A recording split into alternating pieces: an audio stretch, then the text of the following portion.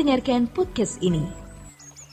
Di dalam doa Bapa kami yang diajarkan kepada kita, Tuhan mengucapkan kalimat ton arton hemonton epiosin, yang artinya berikanlah makanan kami sehari-hari, atau berikanlah kami makanan kami untuk hari ini. Terjemahan aslinya ada kata arton, artinya roti, ya. Berikanlah kami roti kami hari ini. Saudara, perhatikan kata hari ini, bukan minggu ini atau bulan ini atau tahun ini. Tuhan mengendaki suatu ketergantungan dengan Tuhan, saudara. Nah, ini berbeda dengan cara berpikir manusia modern yang merasa tidak nyaman kalau tidak memiliki bekal, kalau tidak memiliki backup uang, kalau tidak memiliki jaminan asuransi. Dengan kata hari ini itu, saudaraku, Tuhan mengendaki kita merasa cukup dengan Tuhan dari hari ke hari. Dan saya baru bisa mengerti itu sekarang-sekarang ini, saudara. Sama seperti yang lain, dulu saya juga merasa kurang nyaman, kurang aman kalau tidak memiliki backup uang dan lain sebagainya. Bukan hari ini saya tidak memiliki uang untuk membackup hidup saya ke depan, tentu ada. Tetapi itu tidak boleh kuperhitungkan sebagai bekal atau kekuatan untuk aku bisa merasa aman. Aku merasa aman dan nyaman karena Yesus cukup bagiku. Dan ini membuat kita menjadi kuat. Ini harus membuat kita merasa lengkap. Ini harus membuat kita merasa kaya, tidak berkekurangan. Jangan seperti jemaat Laodikia yang merasa diri tidak berkekurangan, merasa kaya padahal mereka melarat, malang, miskin, buta dan telanjang. Untuk memiliki urat keyakinan seperti ini, saudaraku, untuk memiliki otot keyakinan seperti ini memang perlu latihan, saudara. Perlu latihan. Selain perlu latihan, kita juga perlu fondasi firman yang cukup dan latihan hidup. Kalau kita menengok hari-hari yang telah kita lalui, tahun-tahun yang telah kita jalani, kita bisa membuktikan bahwa Tuhan tidak pernah meninggalkan kita. Coba ingat hari-hari hidup yang pernah saudara lalui. Coba ingat tahun-tahun yang pernah saudara lalui. Bagaimana kita bisa melewatinya? Bahkan menurut saya, saudara, Tuhan juga memelihara orang-orang non-Kristen. Tuhan juga mengasihani orang-orang non-Kristen. Orang-orang yang tidak mengenal Yesus sebagai Tuhan dan Juru Selamat. Bagaimana Tuhan juga melewatkan mereka dari kesulitan-kesulitan hidup. Dan mereka meyakini bahwa ada kekuatan yang melindungi mereka. Dan mereka mencapnya sebagai kekuatan Allah yang mereka sembah. Tetapi kita yakin bahwa Allah yang kita sembah, Allah yang benar. Yang kesetiaannya sampai selama-lamanya dan yang tidak pernah meninggalkan perbuatan tangannya. Dialah yang melindungi semua umat manusia. Kalau ada satu kecelakaan, semua orang meninggal, ada bayi kok masih bisa hidup. Saya percaya bahwa Tuhan yang melindungi. Nah, kalau orang non-Kristen saja dilindungi oleh Tuhan dan dijagainya, saya percaya kita lebih. Jadi tidak boleh ada keraguan sedikit pun. Kita bisa berkata dengan yakin, Yesus cukup bagiku.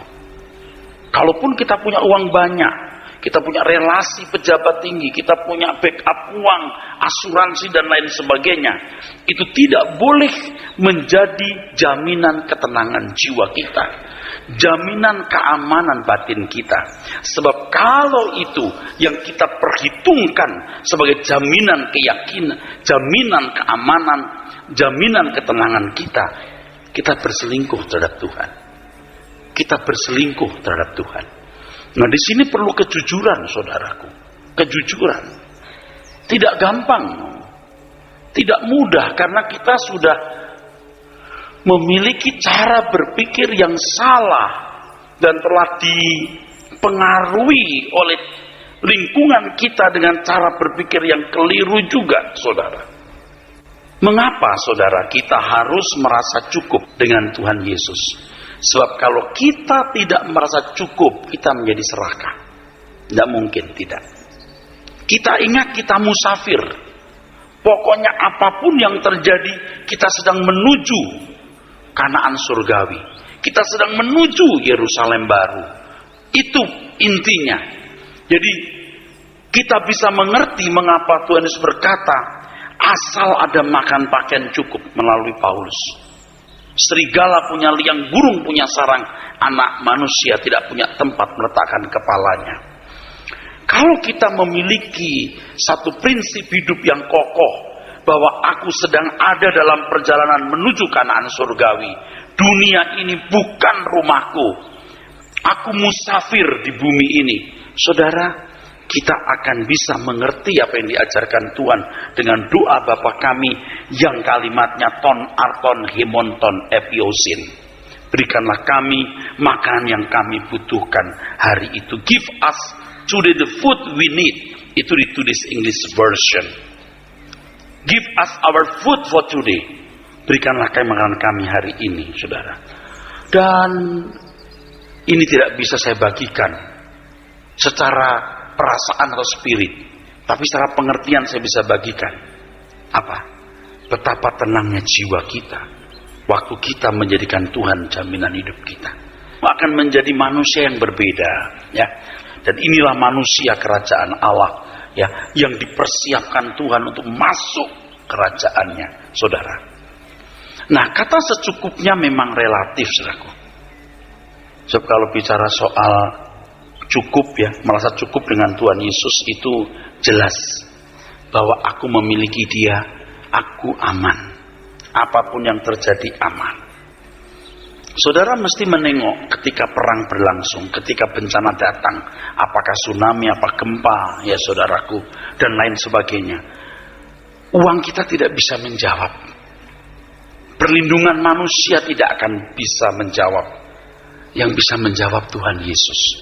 Kalaupun tubuh kita hancur, nyawa kita putus, ada pribadi yang memiliki kerajaan yang akan membawa kita ke tempat itu. Dan ini keyakinan kita yang utama. Kita sedang menuju negeri itu. Kalau saudara tidak memiliki keyakinan ini, Anda nggak bisa dijadikan orang Kristen yang benar. Nah, kalau kita berpikir soal kecukupan, cukup. Secukupnya itu memang relatif, sangat relatif. Cukupnya seseorang tidak sama dengan yang lain. Ada orang yang merasa cukup dengan baju kelas kaki 5. Yang lain kelas mall atau butik mewah. Memang relatif, saudaraku sekalian. Ada orang yang punya rumah kontrak itu sudah syukur-syukur, untung masih bisa kontraknya. Tapi ada orang merasa nggak nyaman kalau belum rumah pribadi. Ada orang yang merasa nyaman rumah pribadi, walau tanah hanya 90, bangunan 60. Atau tanah hanya 60, bangunan 40. Tapi ada orang yang belum merasa cukup, kalau tanahnya belum 1000, bangunan 2000 karena dibuat bertingkat. Saudara, tetapi Tuhan sudah merancang porsi bagi kita masing-masing. Masalahnya, kita mengerti nggak porsi kita? Sebab hanya orang yang memiliki pikiran, perasaan Kristus yang mengerti porsinya. Orang harus berani berkata, asal ada makan pakaian cukup bagiku. Artinya, yang penting aku bisa menjalankan roda hidupku tidak bertelanjang dan bisa makan. Selebihnya Tuhan punya. Kita tidak akan merancang. Aku kalau nggak mobil merek ini aku nggak mau. Kalau nggak pakai tas merek ini aku nggak mau. Nah, saudara kan rata-rata sudah dibentuk oleh dunia menjadi orang-orang yang konsumeristis. Itu keinginan mata. Jadi kata secukupnya jadi relatif. Relatif suka-suka manusia itu bukan ukuran porsi yang Tuhan kehendaki untuk masing-masing orang, tetapi sesuai dengan selera masing-masing. Dan itu membuat orang tidak bisa menjadikan Yesus sebagai Tuhannya. Anda mungkin berkata, waduh Pak, itu berlebihan. Saya punya prinsip ini. Saya mau belajar untuk bisa melakukan hal ini. Walaupun saya terlambat mengertinya, terlambat melakukannya, tapi saya mau belajar dan mau menjadi contoh untuk saudara.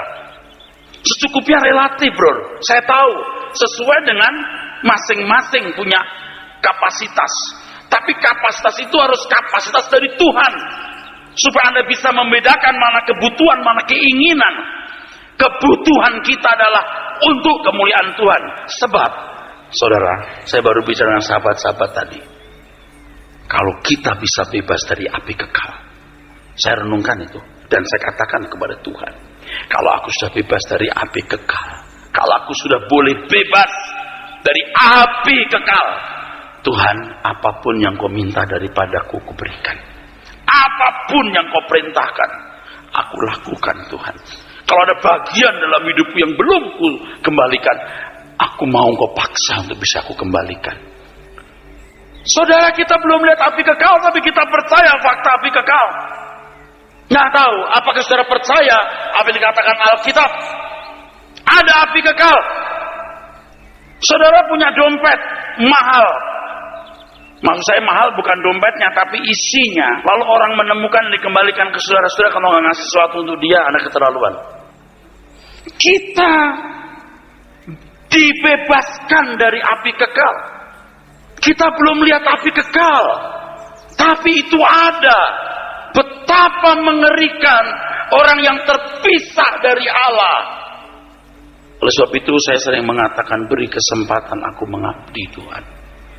Kalaupun aku hidup 1000 tahun dan selama 1000 tahun di bumi ini aku melayani Engkau dengan benar, itu pun belum cukup untuk membalas kebaikan-Mu. Ya kalau orang anggap itu ringan, ya kasih karunia semua, lalu menganggap itu ringan.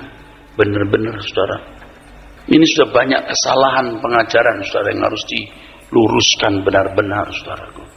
Kalau kita sudah boleh bebas dari api kekal, dan sekarang kita mau dituntun dari api kekal itu ke kerajaannya, kok nggak mau jalan? Kan kalau Anda tidak mau jalan berarti Anda di api kekal. Memang di bumi belum di api kekal, tapi kalau Anda tidak mau jalan, Anda digiring ke api kekal oleh kuasa kegelapan. Ya saudara, berkata Tuhan, ya saya tidak tahu bagaimana membaginya kepada saudara, karena mungkin fondasi kita beda. Saya merasakan bagaimana Tuhan menuntun jalan hidup saya sampai hari ini.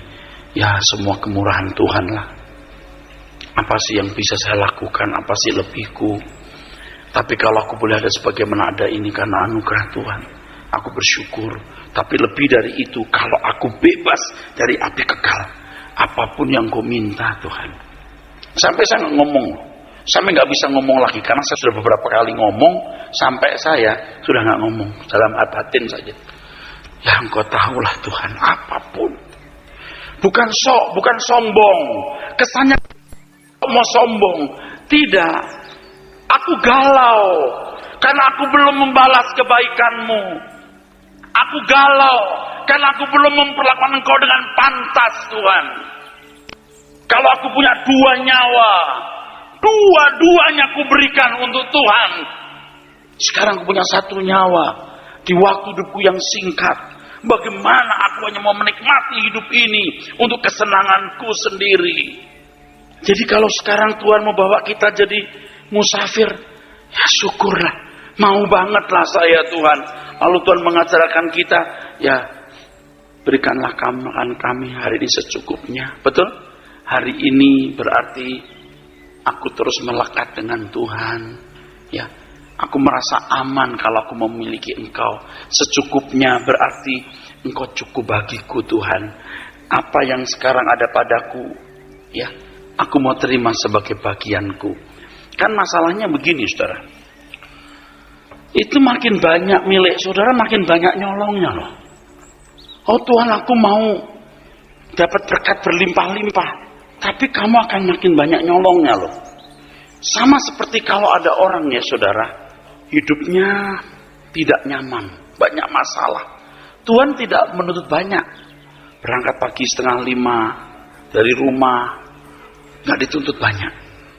Tapi ada orang yang melek, sudah makan pagi siap, mau renang ada kolam renang, terus perusahaan jalan dengan baik, entah dari orang tua, entah dari usaha saudara sendiri, pokoknya udah nyaman. Makin ada nyaman, ini angka ya, maaf ya, ini jangan dipikir itu duit ya. Jadi makin nyaman, makin enak, makin enak, itu dituntut lebih banyak. Jadi bukan begini, aku mau kerja keras, umur 55 tahun, aku tiong-tiong, relax. Itu bukan 1-2 kali saya dengar orang ngomong begitu. Jangan, sampai mati aku mau kerja keras. S2, K2, suci, sehat, kerja keras. Suci dulu, sehat, baru kerja keras. Di balik kata secukupnya Tuhan mengajar orang percaya tidak menuntut apa yang bukan menjadi bagiannya. Jadi begini saudara, ini memang jadi runyam. Ini misalnya ya, Anda punya segini gitu, Anda kasih separuh gitu ya. Oh, ini ngasih banyak dong? Enggak, yuk enggak banyak loh. Prosentasenya lebih kecil, betul nggak? Hati-hati saudara, hati-hati. Mestinya seluruhnya untuk Tuhan, seluruhnya untuk ya, seluruhnya untuk Tuhan. Tapi saudara saya kira mengerti ya, kalau Tuhan telah tebus kita, pun yang Tuhan ingin kita lakukan apapun yang Tuhan mau. Jangan ngitung loh, jangan ngitung. Jangan ngitung sama Tuhan, waktu, tenaga, pikiran, jangan ngitung. Makanya saudara harus tanya, Tuhan pantasku itu berapa? Makanya orang sering jadi liar gitu. Waktu dia jadi majikan, jadi bos, jadi kaya, jadi kuat, jadi liar. Berat, itu berat.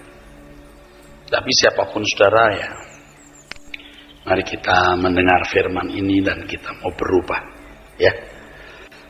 Bila seseorang menuntut apa yang bukan bagiannya dan yang sebenarnya hanya untuk memuaskan hawa nafsunya, maka ia menjadikan dirinya musuh Tuhan. Yakobus 4:1-4. Jadi kalau Tuhan mengatakan secukupnya, itu merupakan kata penyelamat. Kata penyelamat kehidupan kita selama kita mau mengerti, menerima dan mematuhinya. Dan hal ini hanya dapat dihayati oleh mereka yang telah mengecap damai sejahtera surgawi. Ya, saya bersyukur karena Tuhan bukakan rahasia firman luar biasa ya. Nggak main-main saudaraku, luar biasa saudara, luar biasa sekali. Jadi kematian bukan lagi sesuatu yang menakutkan. Jadi surga, kerajaannya itu sudah di depan mata kita, sudah di depan kita ini. Jadi kita ini seperti orang yang sudah saudara, dieksekusi hukuman mati. Sudah mati untuk kamu sudah mati. Sekarang kalau kamu hidup untuk dia. Itu 2 Korintus 5 ayat 14-15. Firman Tuhan yang benar begitu. Itu yang benar. Makanya kalau ambil ayat perjanjian lama seakan-akan kita sama dengan orang Israel. Salah, itu menyesatkan saudaraku. Tadi saya berkata kepada sahabat-sahabat saya begini, aku takut loh. Makin hari ya, makin gak ada orang bisa ikuti apa yang saya katakan. Tapi ya ini kan kekhawatiran, masih banyak orang mau taruh hidupnya untuk itu ya saudara. Ini gak membuat Anda celaka loh. Enggak akan betul. Ini yang murni, Injil yang murni itu begini ini loh. Ini Injil yang murni seperti ini saudaraku. Jadi kalau kita terus bertumbuh dan mengecap sukacita surgawi, kita dapat mengerti yang dimaksud Paulus dengan asal ada makan pakaian cukup. Cukup. Arkestesemote, arkestesometa. Dari kata arkeo, be enough. Rasa cukup. Maka ibadah harus disertai dengan rasa cukup. Tidak ada serakah. Bukan di sini kita mau menikmati hidup. Nah kalau saya ngomong begini nih, nggak ada orang yang mau denger lalu pikir lu nggak kebagian sih, jadi iri kali gitu. Saya harus jadi contoh. Cuman saya kan baru bertobat juga nih saudaraku ya. Jadi tahun-tahun belakang ini kan saya baru mengerti kebenaran. Mungkin sudah berkata, apa haknya Pak Eras ngomong sama saya begini? Oh ya sudah, saya nggak punya hak. Saya ngomong untuk orang yang mau mendengar kebenaran, saudara. Mau denger ya enggak apa-apa. Sekarang saya lihat ada banyak orang yang nggak bisa diselamatkan lagi dari cara berpikir yang duniawi. Saya sudah lihat, saudara, nggak bisa. Udah nggak bisa diselamatkan. Dia dikembalikan ke rancangan semula, nggak bisa. Sombongnya minta ampun. Doilah kamu ya. Aduh, kamu sombongnya ya. Kamu mati, kamu nggak apa-apa. Kasihan, tragis nanti kamu. Sekarang tuh, waduh, sombongnya. Jangan sampai kita begitu, Bapak Ibu. Udah kebablasan begitu, nggak bisa balik lagi. Kalau saudara masih mau duduk dengar firman Tuhan seperti ini, mengaminkan kebenaran ini, luar biasa. Misalnya, saudaraku sekalian ya, you punya segini, you cukup bisa menikmati segini. Ini pasti you bahagia. Tapi you mau segini, yang segini malah untuk Tuhan. Misalnya, udah banyak banget. Segini kau nikmati semua untuk Tuhan. Ini bukan tidak boleh. Ya, you perlu naik mobil, perlu. Tapi jangan berlebihan lah, saudaraku sekalian. Tapi kan saya ngomong begini kan, ya gimana ya? Saya juga sama seperti saudara sebenarnya, pengen punya rumah besar, ada kolam renangnya, ada gazebo-nya, ada halamannya, ada kolam ikannya. Kalau perlu kayak kolam ikannya saya tempel di tembok, di situ ada ikan lautnya. Pengen, bukan mau banget. Ada alat musiknya, ruang alat musik, pengen banget, pengen. Cuman saya tunda di langit baru bumi baru. Serius, saya tunda. Sekarang barang yang saya punya untuk beli itu nggak saya pakai untuk itu, saya pakai yang lain. Pasti berguna untuk pekerjaan Tuhan, berguna untuk menolong orang susah, berguna untuk menyekolahkan anak-anak supaya perempuan tidak benar dia jadi sekretaris, dia jadi pengusaha, dia jadi dokter. Kan begitu, saudara. Kita ini orang yang berhutang. Berhutang berarti untuk hidup menurut roh, bukan menurut daging. Ikutin daging, kita mau seperti yang lain. Pakai perhiasan, kendaraannya bagus, pokoknya wah, mantap. Itu daging kita loh. Tapi kita menurut roh, apa yang Tuhan kehendaki untuk kita lakukan. Sebab kita dieksekusi, masuk penjara. Tunggu mati. Penjaranya Tuhan, tunggu kita dipindahkan ke langit baru, bumi baru. Yang benar tuh begini ini, Pak. Ini Kristen yang benar tuh begini. Ini yang diajarkan Tuhan Yesus.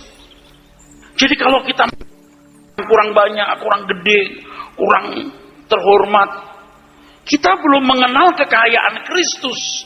Kita belum mengecapnya.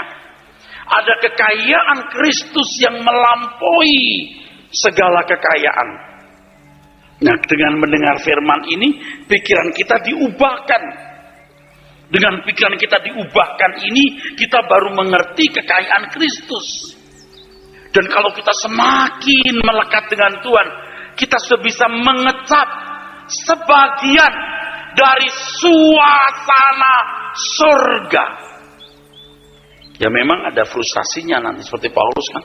Wah, kalau aku boleh pilih, aku pulang nih. Tapi aku harus di bumi memberi buah. Lalu ada stresnya juga. Aduh, siapa temanku? Begitu, saudara. Ada stresnya juga. Ada stresnya juga. Tapi saya percaya ada orang-orang di sini yang senasib dengan saya. Lalu kita mau bertumbuh bersama-sama. Rasanya kita sudah tidak tahan ya. Pengen cepat-cepat melihat negeri itu, kita seperti kijang yang lepas dari jerat ya. Wah, dengan pelangi yang indah, dengan tanaman yang hijau, dengan bunga yang bermekaran, dengan kemilau Yerusalem baru. Wah, tidak ada kematian lagi, nggak ada bencana. Rasanya pengen segera kita dari sana, saudara. Dan itu nggak lama, apalagi buat bapak-bapak yang udah usia di atas 65, itu nggak lama, bapak-bapak nggak lama lagi, saudara. Ini serius, nggak lama. Betul? Amin? Enggak lama. Oleh sebab itu kita kuatkan hati kita terus ya. Kita kembangkan walaupun lihat wajah Tuhan Yesus, kita mencintai Dia. Walaupun kita tidak pernah melihat wajah Tuhan Yesus, kita rela berbuat apapun demi Dia. Walaupun Dia tidak berbicara langsung, kita dengar dengan telinga jasmani kita ini, kita mendengar telinga hati kita. Kita bisa tahu Dia berbicara karena kita belajar firman-Nya. Seperti yang saya kemukakan kepada saudara baru-baru ini. Tuhan, bagaimana aku menjadi rohani ya Tuhan, bagaimana aku menjadi benar. Jangan menantikan siapapun dan apapun. Jadi yang kunantikan hanya kedatangannya dan perwujudan kerajaan yang sekarang saya terlibat, yaitu menjadi korpus delicti dan mengajak orang lain juga jadi korpus delicti. Itu saja. Nanti lain suasananya, saudara. Saya ini terus terang belum stabil. Kan saya baru, ya namanya manusia ya, belum stabil. Tapi terus pembaharuan itu membuat saya terbuka itu kebenaran. Tapi belum stabil. Secara emosi belum stabil. Pokoknya belum stabil aja. Tapi pasti ke depan-depan saya akan lebih stabil. Sekarang aja sudah luar biasa ya mendapatkan kebenaran seperti ini. Ya. Kita semakin, kalau orang tidak merasa cukup ya, itu makin serakah. Dan Anda tahu, orang makin serakah, berarti saudara, orang makin serakah itu makin akan terikat. Jadi menyembah iblisnya makin kencang. Makin Anda cukup, merasa cukup, Anda makin benar menyembah Allah. Katakan amin. Ngerti saudara? Makin orang serakah, itu makin gak bisa menyembah Tuhan. Banyak orang makin serakah, tapi keserakahannya di dalam, gak kebaca oleh manusia lain. Tapi kalau saya sih ngomong sebentar tahu. Ya gak puas dengan dunia ini. Tolong ya, jangan berdosa lagi. Ya, jangan serakah. Jangan berdosa lagi. Yang kedua, tidak memiliki damai sejahtera. Akhirnya saudara akan melakukan hal-hal yang tidak pantas. Yang saudara anggap itu bisa menyenangkan hati saudara. Paling tidak, saudara akan mencari berbagai selingan-selingan. Selingan-selingan untuk mendapatkan kesenangan. Jalan-jalan ke sana, jalan-jalan ke sini. Bukan tidak boleh jalan-jalan. Bagus dengan keluarga, dengan waktu jalan-jalan. Plus leisure time. Bagus. Wisata bagus. Tapi kalau Anda merasa ini kebahagiaanku, lihat orang-orang yang berprinsip kebahagiaanku itu, ya jalan-jalan, ya kuliner, ya. Bukan tidak boleh kuliner. Tapi kalau itu merupakan topangan kebahagiaan saudara, waduh celaka banget. Celaka sekali. Karena kerajaan Allah bukan soal makan dan minum, tetapi kebenaran, damai sejahtera, sukacita oleh Roh Kudus. Nah, saudaraku sekalian, dan orang-orang seperti ini tidak akan pernah bisa menjadi musafir. Tidak bisa. Makanya orang itu merasa cukup. Anda dalam keadaan yang paling pas. Bahkan kadang-kadang ya, atau lebih sering, orang dalam kondisi sulit bisa tuning sama saya. Jun, dengar firman begini. Kalau lagi senang, banyak 1001 alasan dia buat tidak belajar firman. Saya bisa membayangkan orang-orangnya seperti Nuh. Zaman Nuh saya. Begitu hujan datang masih hehehe. Begitu banjir datang, Nuh dicari sudah masuk bahtera. Nanti, Pak Eras dari surga. Nuh ya, saya bukan hebat. Saya bukan manusia hebat. Saya manusia yang mau bertobat aja. Mau berubah terus. Saya mengajak Anda masuk bahtera ini. Dan memang saya nggak yakin ya banyak orang mau. Karena sudah terlalu lama salah. Ya, tapi you ngerti nggak saya ngomongin untuk keselamatanmu. Kamu belum lihat api kekal. Nah sekarang saudara tanya, saudara orang model saudara ini pantas nggak diangkat Tuhan lalu makan semeja dengan Tuhan? Pantas nggak? Pantas nggak masuk keluarga kerajaan? Kalau belum pantas, ayo dong kita bebenah diri supaya kita sampai tanah Kanaan disambut Tuhan. Jangan semua serba kasih karunia. Kasih karunia itu anugerah yang diberikan supaya Anda sampai Kanaan surga. Kasih karunia itu Mujizat yang Tuhan adakan untuk melepaskan bangsa Israel dari Mesir, 10 tulah. Mana penyertaannya, tiang awan, tiang api, itu semua kasih karunia. Tapi kalau manusianya bandel, nggak nyampe juga, dan Alkitab berkata, semua itu menjadi peringatan buat kita, menjadi contoh yang mengingatkan kita. Jangan saudara yakin masuk surga, enggak, belum tentu. Nah, ketika seseorang berjiwa musafir, maka ia dapat menikmati damai sejahtera Tuhan yang murni. Sebab dia menggantungkan suasana hatinya kepada Tuhan, tidak menggantungkannya ke bumi. Ia tidak menjadikan Tuhan sebagai bagian bagi yang tidak berjiwa musafir. Jadi orang yang tidak berjiwa musafir itu memberhalakan semua yang bisa dinikmati.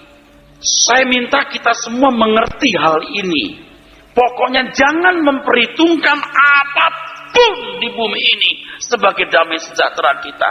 Tidak ada sesuatu yang bisa memberikan kita damai sejahtera kecuali Tuhan. Biar kita nggak punya apa-apa, biar kita nggak punya siapa-siapa, kita bisa bilang begini, Tuhan, Yesus cukup bagiku, Engkau kebahagiaanku dan kerinduanku, aku memandang wajah-Mu di kerajaan-Mu. Untuk menikmati damai sejahtera Tuhan ada syarat-syarat yang harus terpenuhi. Yang pertama, konsep mengenai hidup harus benar. Ini syarat yang paling dominan, ya. Jadi selama kita di jalan, kalau nggak rasa damai sejahtera, kita bakal menyimpang. Begini, saudara, ya. Jadi tujuan kita surga, kerajaannya langit baru-baru. Kita jalan terus. Kita harus damai sejahtera dengan Tuhan. Kalau tidak, surga tujuan, tapi aku nggak rasa nyaman. Nggak jelas juga, kita bisa berselingkuh, bisa menyimpang. Anda ngerti maksudnya? Harus menikmati damai sejahtera Tuhan. Nah sekarang nih, konyolnya banyak orang Kristen, tujuannya nggak tahu. Surga aja nggak. Damai sejahtera nggak dinikmati, rusak saudara. Dia muter-muter. You percaya deh, Tuhan akan menambahkan semua itu. Kalau kau melalukan kerajaan Allah, percaya. Jangan, aku belum punya rumah, aku belum punya mobil, aku belum punya perhiasan.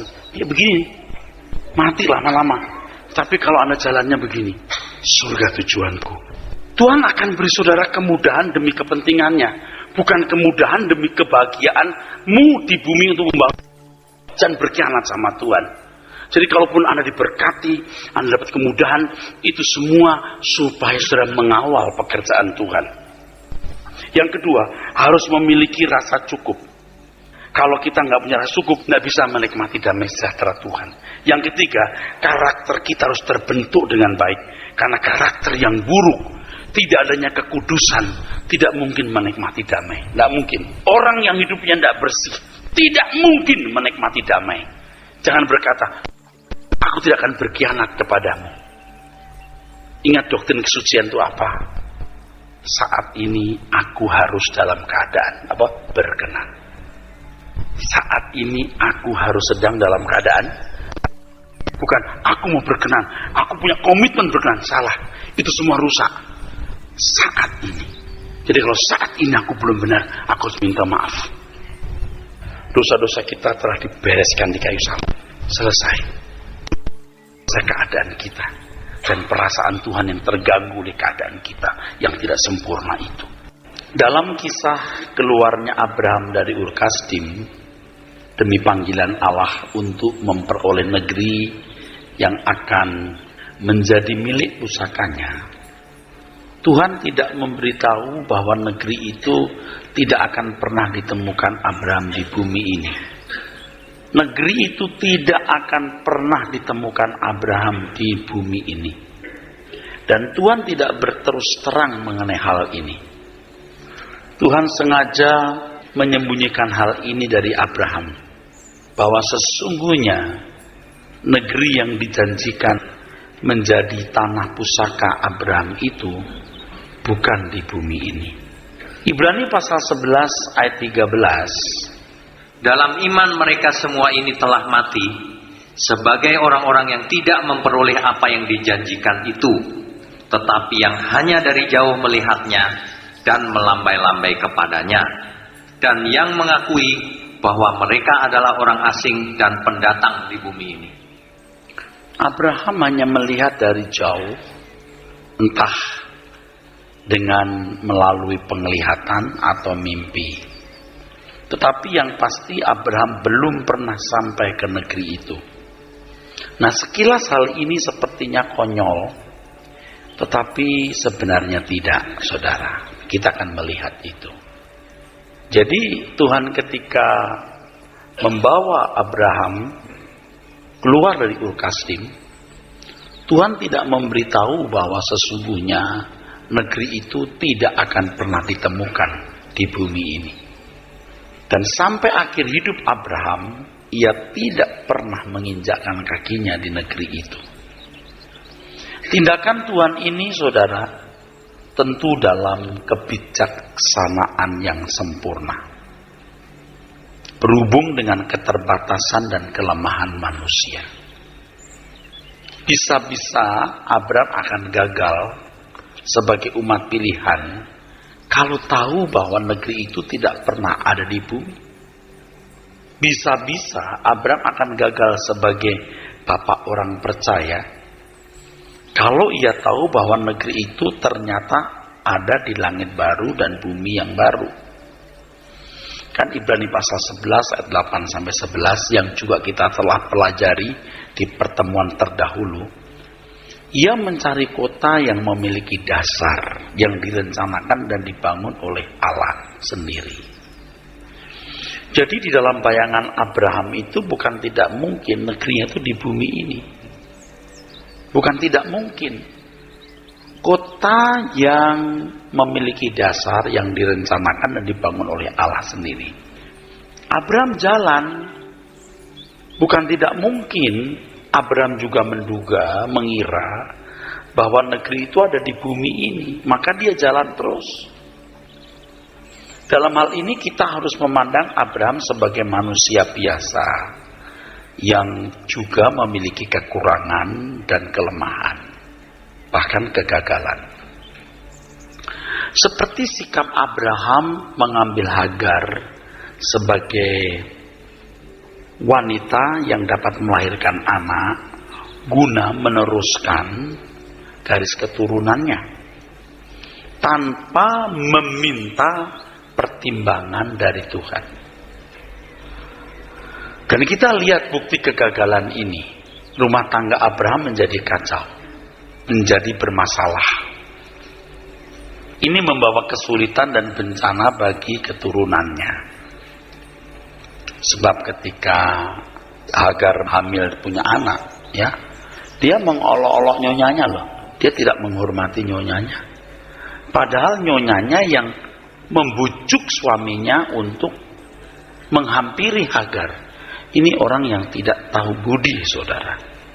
Begitu dia punya anak, begitu dia kuat, dia lecehkan nyonyanya, yang membuat dia menjadi terhormat. Ya, nah ini menjadi bencana. Yang mestinya Abraham tanya kepada Tuhan dulu, ya. Ternyata proses yang dialami Abraham sebagai bangsa pengembara atau bangsa nomaden tuntas sempurna ketika Abraham makin menyadari kemusafirannya di bumi ini. Jadi kalau Abraham tidak meninggalkan Ur Kasdim, dia tidak memiliki jiwa kemusafiran. Dan jiwa kemusafiran inilah yang diharapkan dimiliki oleh keturunannya oleh iman, bukan keturunannya oleh darah daging. Sebab keturunan Abraham secara darah daging bangsa Israel itu tidak merasa musafir. Mereka yakin tanah Kanaan itulah yang dijanjikan Allah kepada Abraham untuk anak cucunya. Begini loh saudara, ya. Saudara mesti melihat skenario ini Abraham.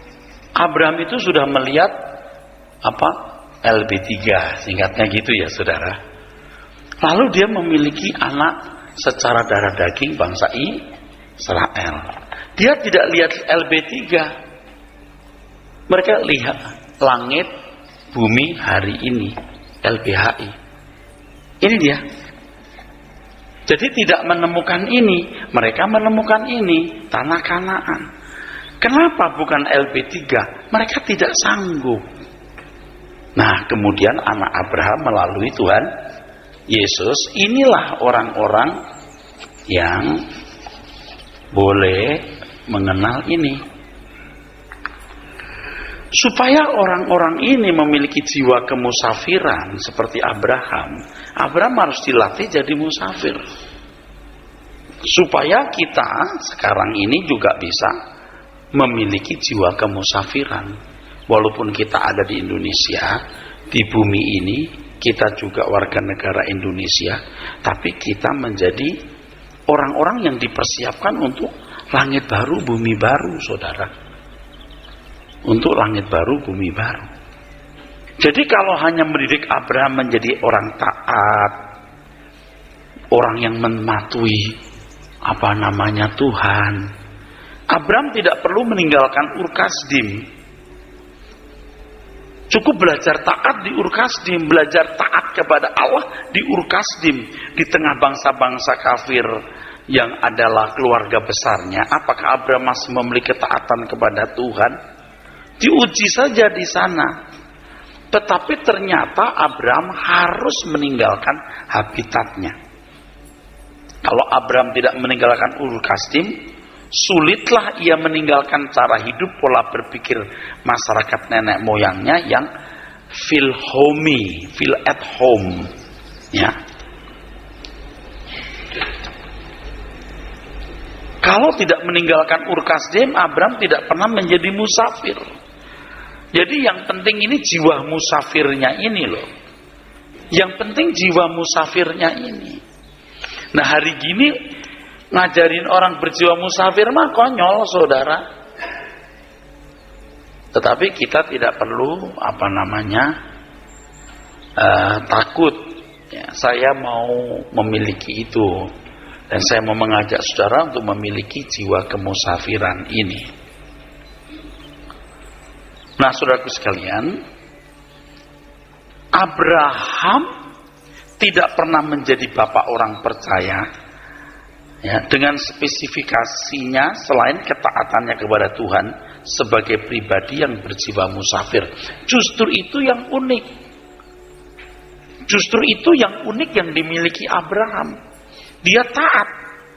Luar biasa ketaatannya. Tapi kalau cuma belajar ketaatan saja, tidak perlu meninggalkan Ur-Kasdim. Sangat bisa.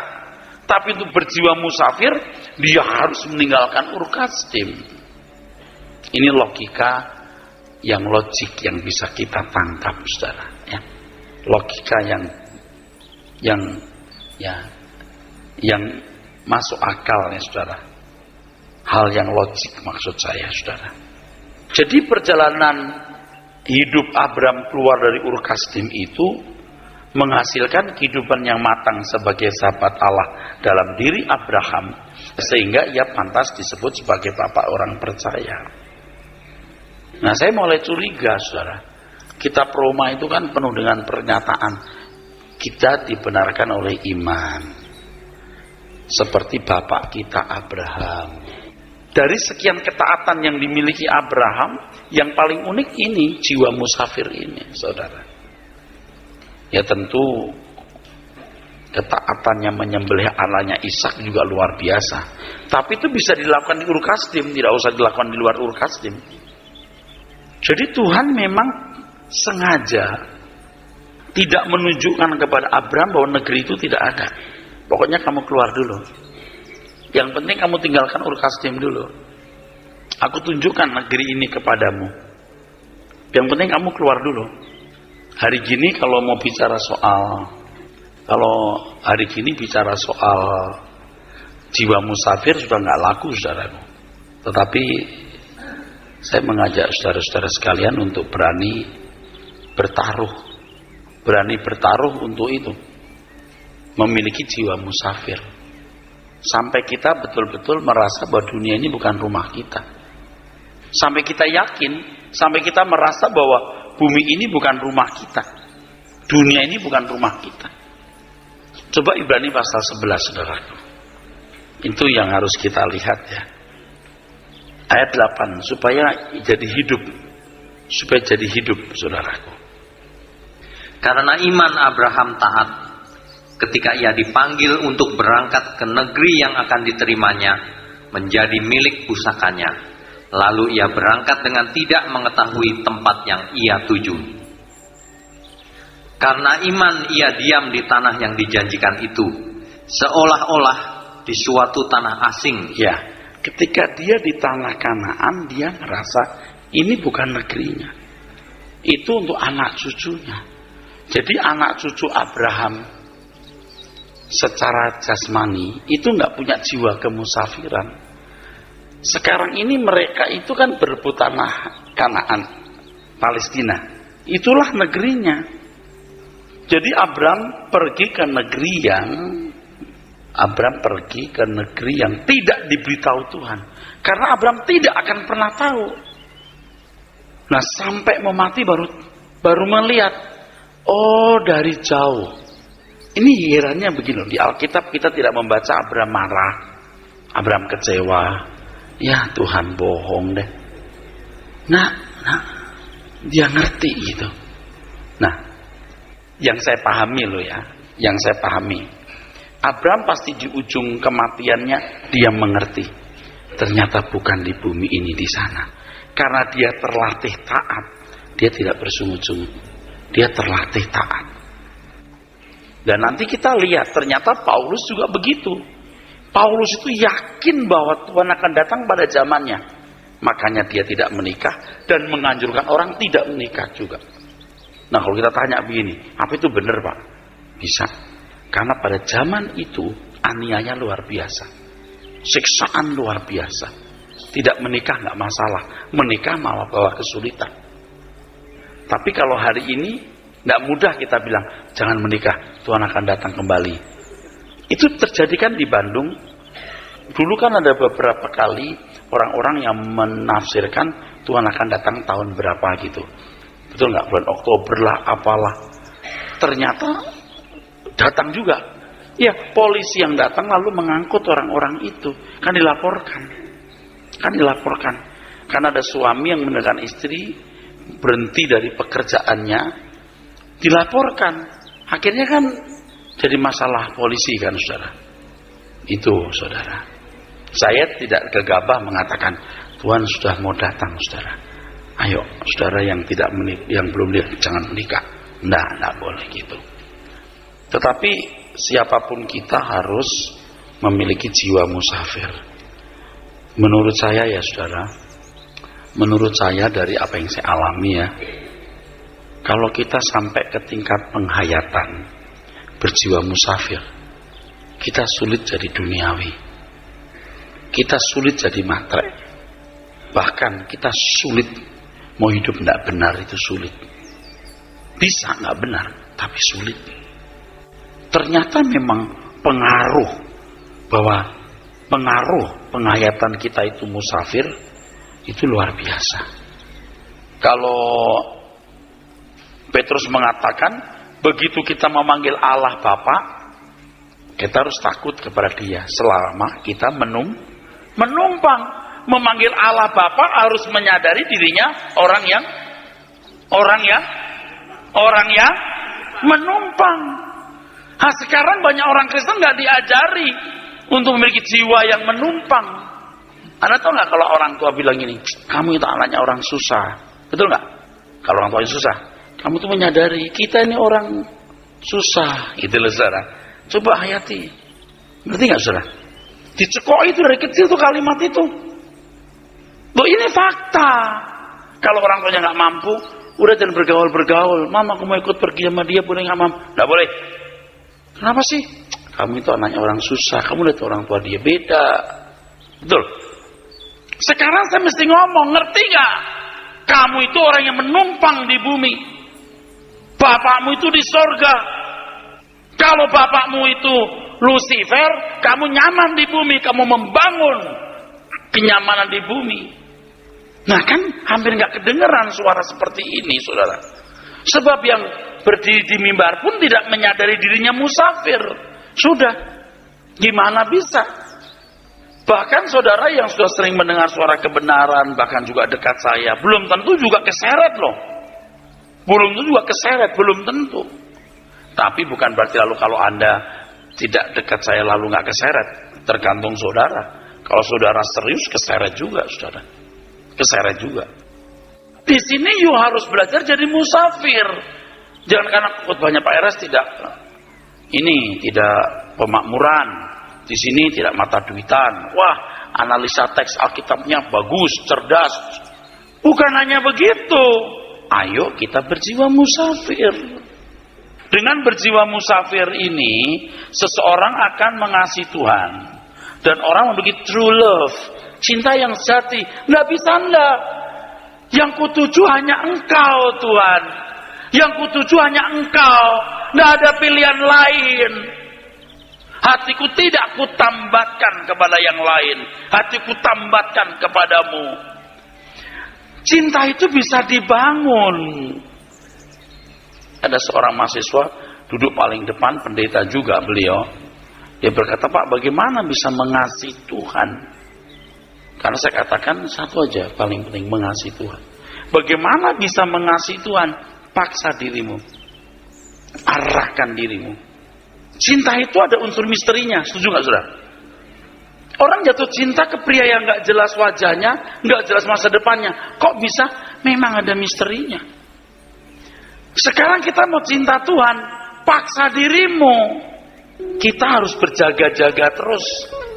Sebab dunia kita tambah jahat. Kalau kita tidak berjaga-jaga, kita terbawa.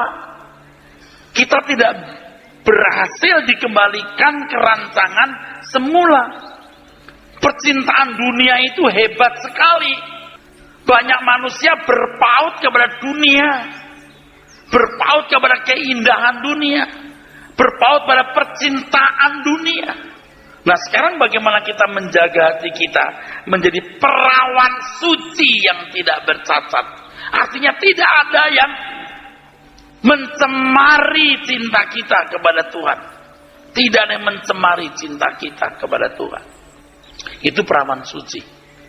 Jadi tidak ada yang kita ingini kecuali Tuhan dan kerajaannya. Ya tentu kita bekerja keras cari duit, ya kita masih bisa makan enak, tidur nyenyak, ya berenang di kolam renang bisa. Tapi hati kita tidak memperhitungkan itu sebagai topangan suasana jiwa kita.